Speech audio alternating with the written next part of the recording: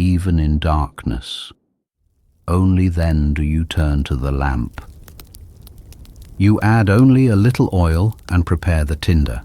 The first flame is no larger than the end of your finger. You cup one hand around it and wait. When it steadies, the lamp wick takes the light. A small circle appears around you. It does not illuminate the entire room. It does not need to. The lamp shows the stove, your hands, and the next thing that must be done. You arrange dry grass and thin pieces of wood beneath the cooking stove. The tinder catches slowly. A thread of smoke rises, and the smallest flame leans away from your breath. You feed it patiently. Fire has always had its own opinion about haste. Add a heavy piece of wood too soon and it will retreat, leaving you to begin again.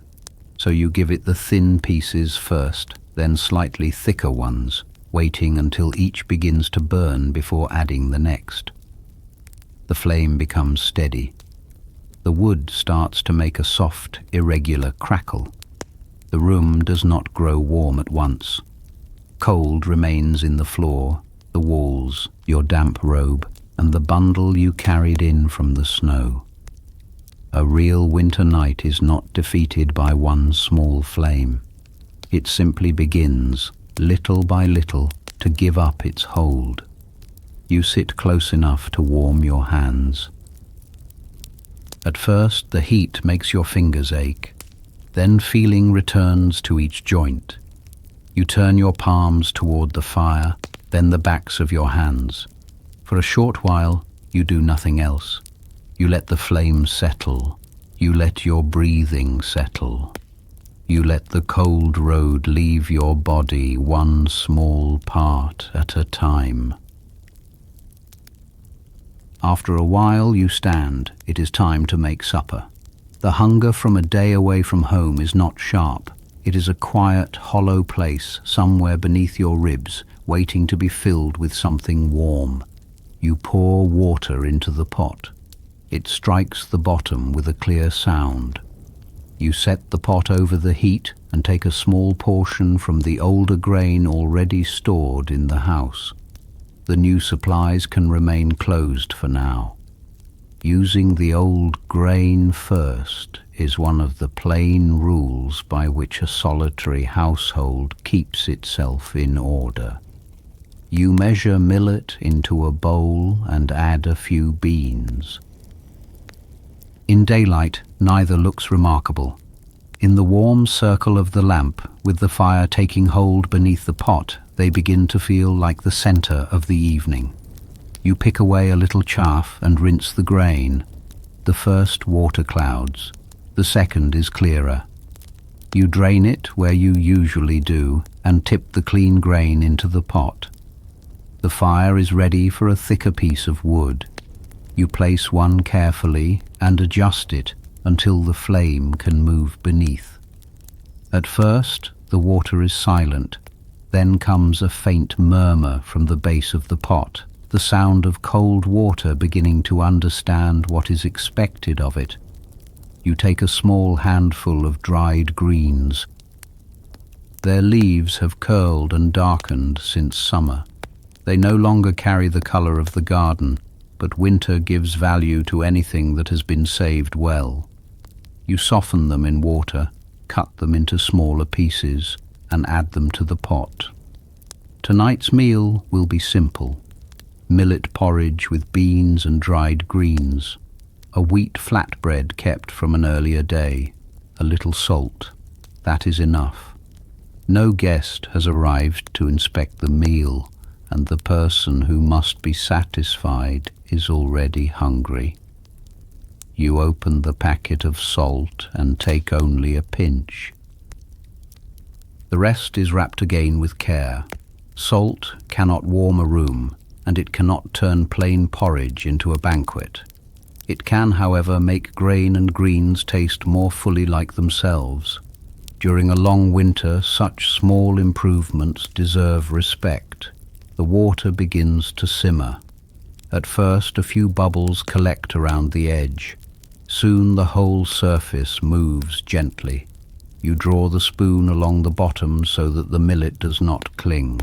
Warm vapor rises over your hands and fades into the cold that still lingers in the room. A smell begins to form. It is not the rich broth you noticed near the market. It would not call a passerby from the road. It is only the soft scent of cooking grain mixed with wood smoke, damp cloth, and the old timber of the house. It is the smell of supper in your own room. You know what the porridge will taste like. There is comfort in not being surprised. As the contents of the pot thicken, you reduce the fire. The flatbread is placed near the pot, where the heat and vapor can soften it slowly. You do not put it directly into the flame. There is little pleasure in a meal that is burnt on one side and still cold on the other. While you wait, you remove your outer robe. The snow on its surface has melted into dampness. You shake it open and hang it near the stove, though not too near. A spark could damage the old cloth, and too much smoke would remain in it for days. You choose a place that receives warmth without flame. The weight lifts from your shoulders. Everything brought from the market is now distributed through the house. Grain has its place, salt has its place, oil and tools have their places. Even the wet robe hangs where it should. You are the only thing in the room that no longer needs to be carried anywhere. The pot gives a quieter sound as the porridge thickens. You stir again and test a little. The beans have softened. The greens have opened in the water. You move the pot away from the strongest heat and take down your bowl. There is no second bowl to set out. You have lived alone for some time. That does not mean supper must be careless. The bowl should still be steady. The food should still be cooked. The door should still be barred. You care for the meal not because anyone is watching, but because the person who wakes here tomorrow will also be you. You ladle the hot porridge into the bowl. White steam rises from the rim and briefly passes across the lamp's small light. You set the warmed flatbread beside you and sit down.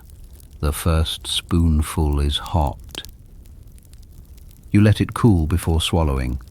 After the long road, the bowl warms your hands more directly than the stove. Heat travels into your palms and loosens the last stiffness in your fingers. You eat slowly, a spoonful of millet and beans, a small bite of the softening flatbread, a pause. Outside, snow continues to fall. The wind brushes the corner of the house and moves on. Inside, the only sounds are the fire and the faint touch of the spoon against the bowl. You think briefly of the market town. By now, every stall will be closed.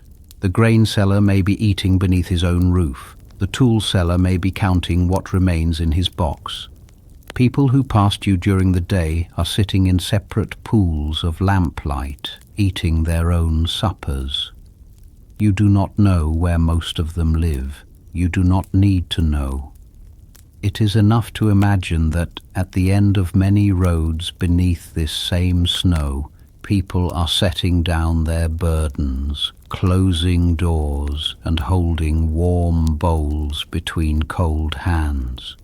The night feels less empty when you remember this. You continue eating until only a little remains. There is enough in the pot for morning. You move it to a cooler place and cover it. When you wake, you will not need to begin breakfast from nothing. Supper is finished. The hollow place in your body has been filled quietly and warmly.